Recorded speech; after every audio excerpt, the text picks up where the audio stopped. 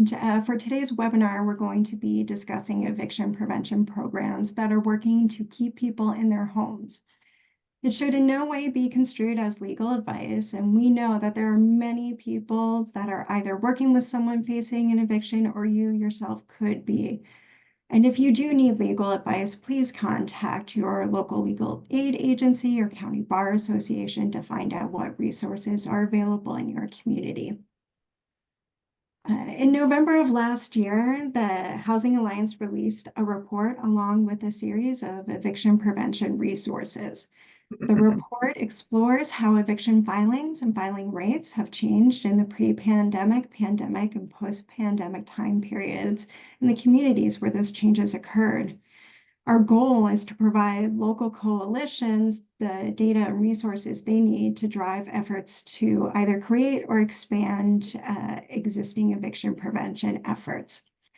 And I am excited to have someone from the City of Reading Eviction Prevention Program. Today, we are joined by Don Smith, Esquire. He's a volunteer attorney with MidPenn Legal Services, and prior to that, he was the executive director of the Berks County Bar Association. So let's get to it. Why prevent evictions? According to research, we are seeing that eviction plays a major role in driving people into homelessness. There's definitely a great disparity between racial, ethnic, and gender groups. And we know that at the end of the day, landlords won't be renting to those who are filing or who have a past eviction filing against them. And there's definitely lots of research out there that's coming to light to really support this. We know the National Low Income Housing Coalition has, produced a study that says, for every 1 percentage point increase in the eviction filing rate, there was an associated 0.2% person increase the following year in the rate of sheltered homelessness per 10,000 people.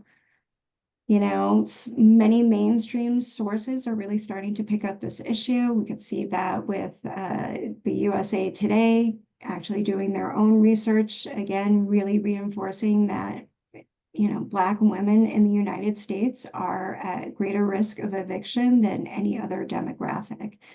And we at the Housing Alliance have done our own research and found that, when we surveyed landlords, the vast majority of them, particularly those who are for-profit, operating market rate housing, aren't going to rent to someone with a past eviction. And so we really want to advance the solutions that are going to be meeting the needs of both landlords and tenants and really have a balanced eviction prevention program. And, while the news on eviction filings does seem rather bleak, we know these solutions are working. And the following program that we're going to be discussing is going to have each of the 3 components that we see on the slide here. Right? That direct assistance, some sort of mechanism for dispute settlement, that's either, legal resources or landlord-tenant mediation, and then resource navigation to make sure that we're connecting people to the services that are going to help address the underlying cause of the housing instability in the first place. And, we know that each of these components, when they stand alone, they most certainly have impact. But when we see that they are blended together into a single program that is delivered at a critical moment, we are really seeing greater increases in success. And what do we mean by success when we are talking about eviction prevention? For us at the Housing Alliance, we really want to make sure that we have these kind of win-win outcomes where both the tenant and the landlord are walking away with what they need. People may not be getting everything that they want, but they're getting what they need. And so we really focus on programs that are increasing the number of cases that are either withdrawn or settled. because we believe it means that communication has been restored and that some sort of compromise and agreement has been reached that, again, both tenants and landlords have agreed to, and it's going to lead to a significantly better outcome for both sides. So with that, let's take a look at the promising practices at work and do a little bit of a deeper dive into Berks County and the City of Reading Eviction Prevention Program. So, in Berks County, we are seeing the annual number of filings is around 3,928. That means, on average, 11 renter households are facing eviction filings daily in Berks County.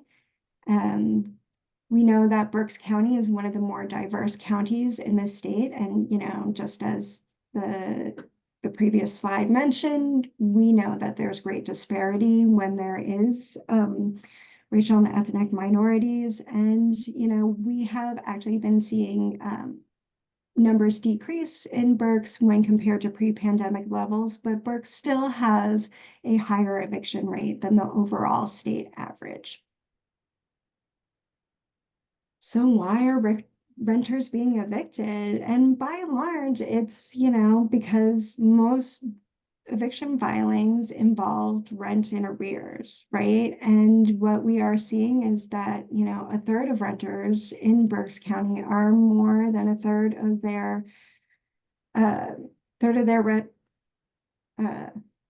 A third of renters are 3 months behind in rent, and this is definitely up compared to pre-pandemic levels when that number was only 22%.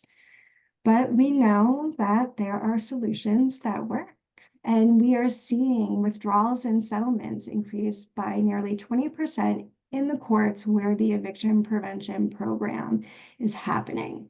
And so we really believe that these outcomes speaks for themselves. In 2020, the local eviction diversion program was initiated by Dawn, who is here to talk with us today in collaboration with Judge Tanya Butler and the City of Reading Human Relations Commission. And again, this program is really looking to link tenants facing eviction lawsuits to resources and legal counsel and rental assistance.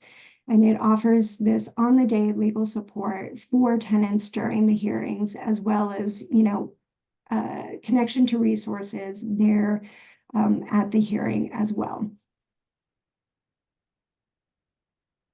And, since the program began, it has expanded into 2 courts. And, between the 2 courts, they are amongst the highest courts with eviction filings in the county. And we are seeing, most of the eviction filings, or a large number of the eviction filings in Berks County, being concentrated within the city of Reading itself. So with that, I do want to go ahead and stop sharing my screen.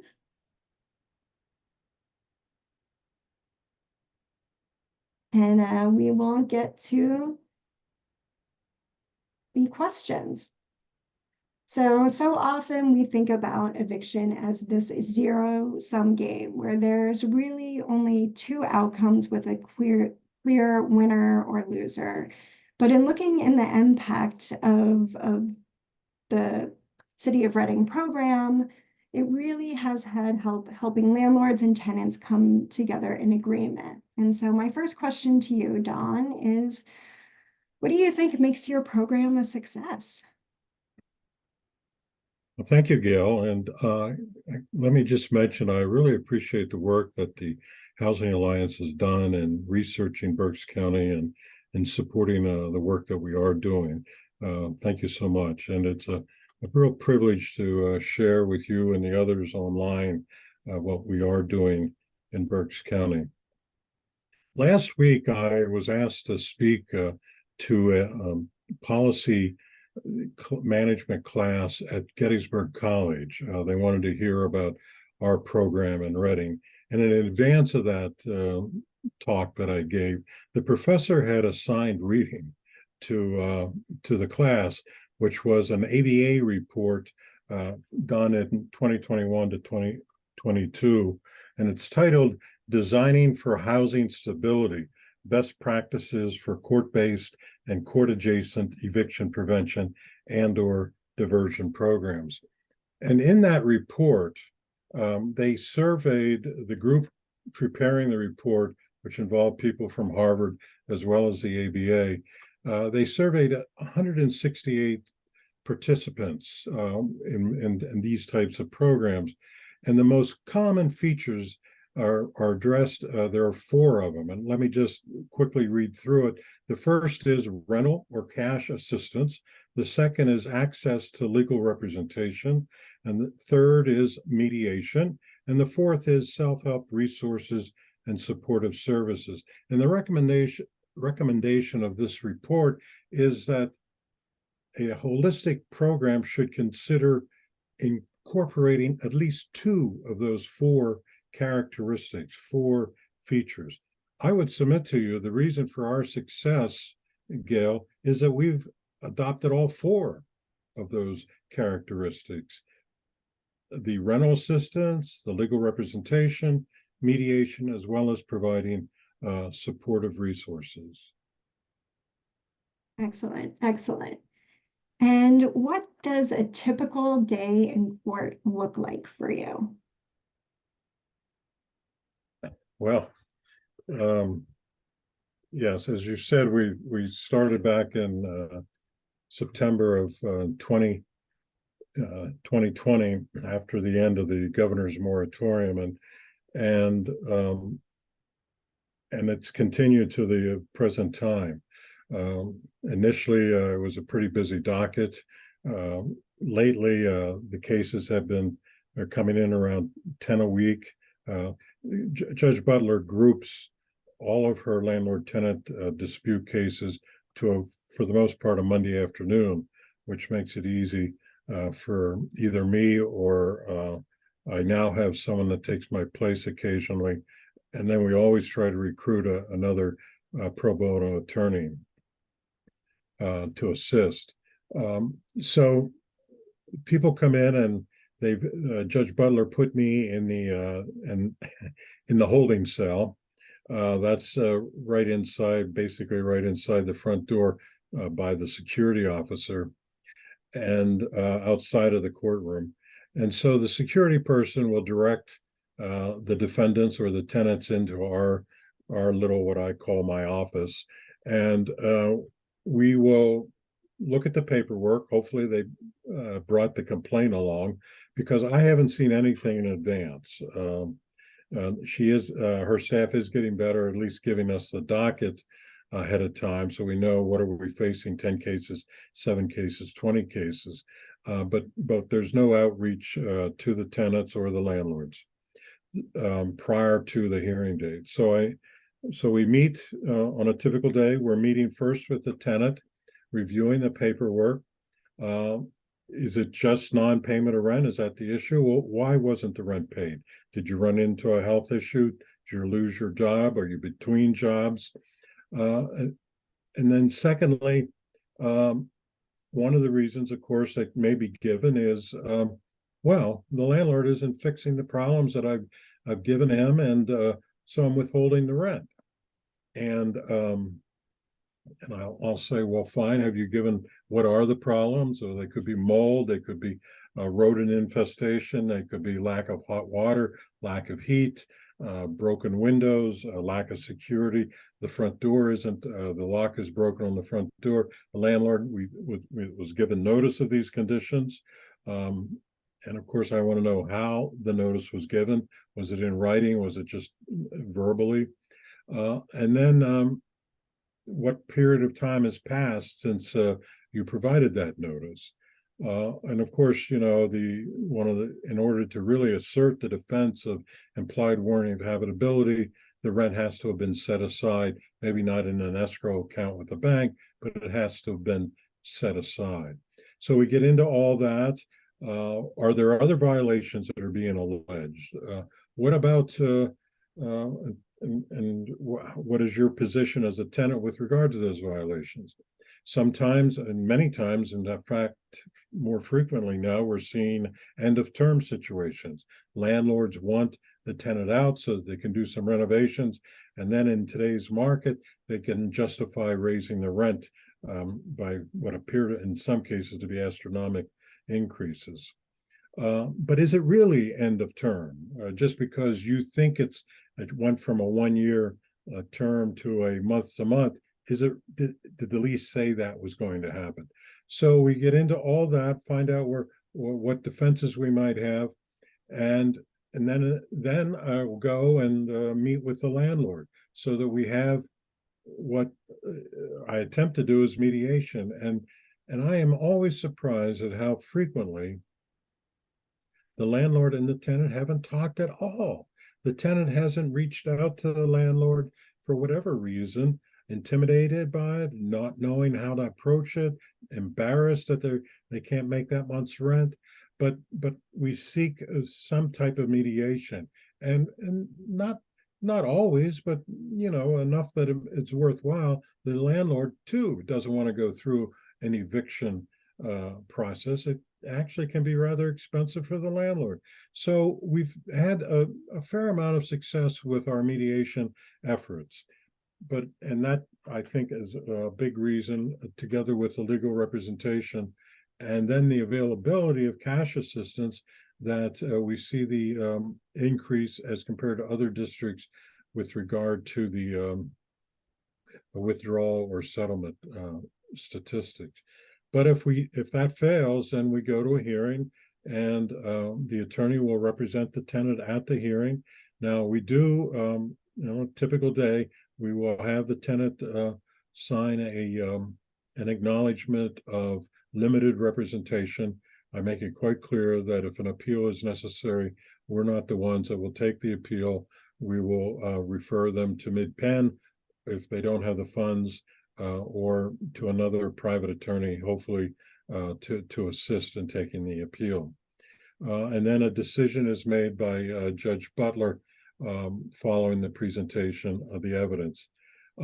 If the issue is simply non-payment of rent, and the landlord would be willing to work with receiving rental assistance, then they're referred to Kim Talbot, who's on site. Kim is the executive director of the Human Relations Commission for the City of Reading. The City of Reading has agreed and permits her to be on site with the attorney to take applications. Now, during at the height of the pandemic, when we first began the program, there was plenty of ERAP money, plenty of CARES Act money to assist tenants. There's still some of that money left, but there has to be some relationship to COVID. It doesn't have to be a causal relationship as to why rental payments were not being made, but there has to be some history, at least, of COVID affecting the tenant or the tenant's members of the family. But more recently now, we've had a local foundation provide a grant. It's interesting because the success of the program with Judge Butler, and we only started in Judge Butler's courtroom, but the success really brought in the United Way. The United Way was so impressed, especially with the numbers documented by the Housing Alliance, that they provided a grant to fund one attorney from MidPenn to go into another magisterial district, which is Judge Carissa Johnson's, where you saw the numbers with her courtroom. And that's likewise had been showing, as you saw, success there. So it was important to have the United Way involvement as well. And now we've received funding from the Why I'm Missing Foundation to provide rental assistance where COVID relationship is not required. So that's a typical day.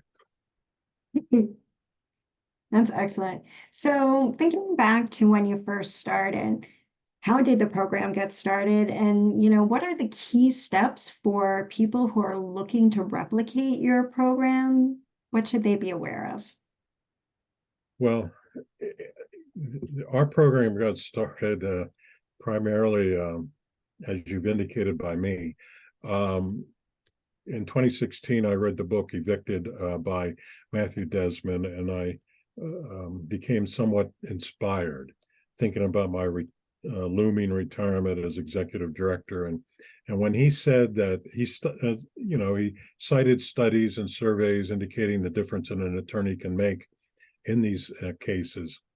And he points out that if a tenant goes into these hearings without an attorney, it's not due process. It's simply mere process.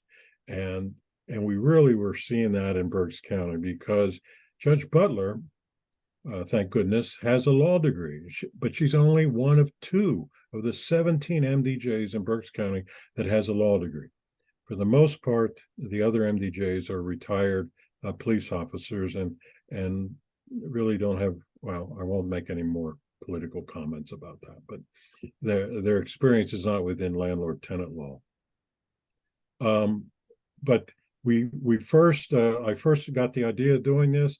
I paid a visit to Montgomery County where they had the EPIC program, which is the Eviction Prevention or Intervention Coalition, and the success that they've had, tremendous success in Norristown. And so we observed that. I came back and made a presentation to a group that included the Why I'm Missing Foundation representatives, and they got excited. And in fact, at the time, the president was inspired to read the book that I had recommended, and I would continue to recommend it. It reads like a novel, but it's all true and very insightful. But then once I retired, I approached the president. Well, first I recruited Kim because I got to know her, and with her social welfare background and her position with the city, I thought it was a perfect matchup. And then with Judge Butler's recent election as MDJ, I approached her. She sits in Northeast Reading, and she was very excited about being part of the program.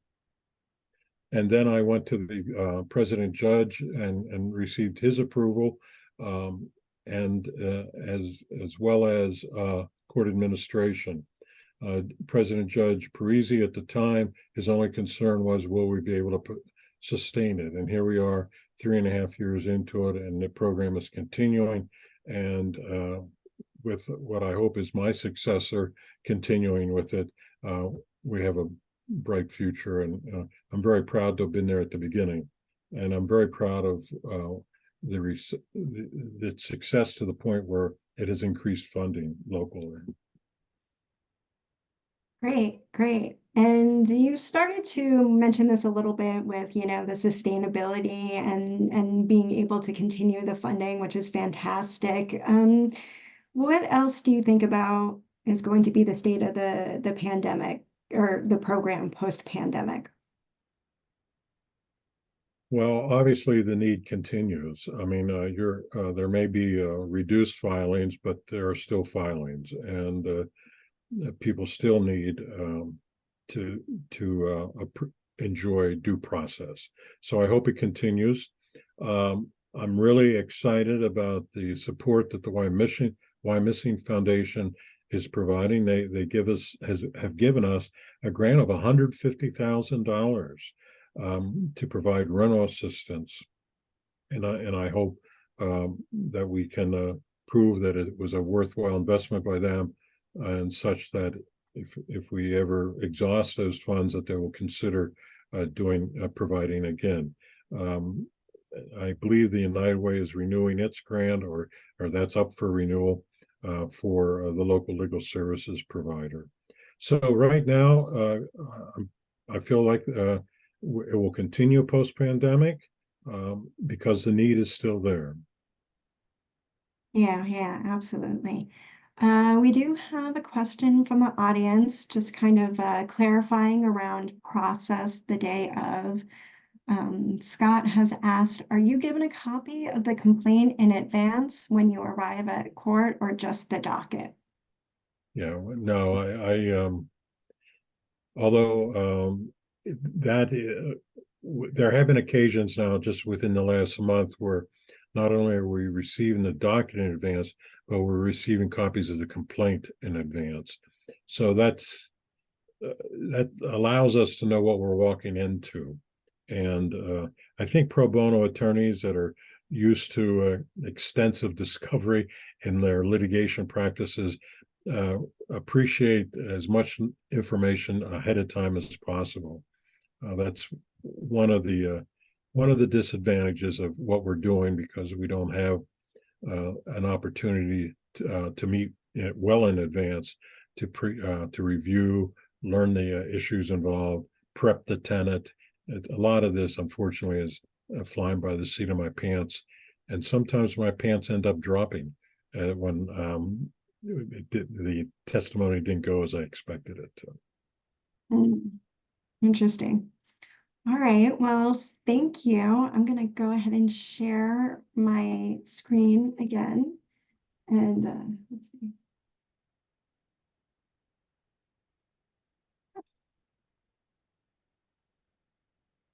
So I do want to share with everybody that, the analysis that we've done in the past of the City of Reading eviction prevention program, as well as other programs and all of the resources that you would need to start a program of your own locally, can be found on the Housing Alliance website in our eviction prevention resource library.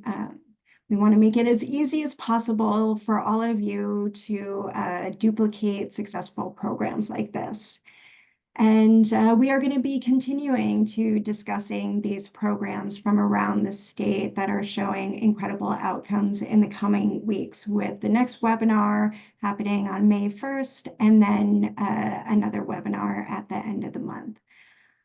As noted earlier at the beginning of the presentation, these programs are critical for homelessness prevention. And in case folks were not already aware, the Housing Alliance is seeking a state appropriation of $20 million as a pilot investment to make grants to support communities that are positioned to duplicate successful programs like we discussed today.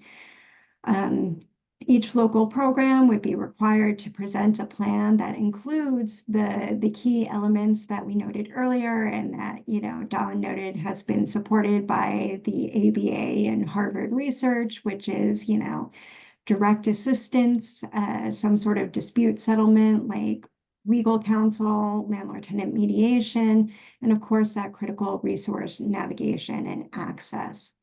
So to learn more about this, please be sure to tune in for our legislative update that's going to be happening on May 17th.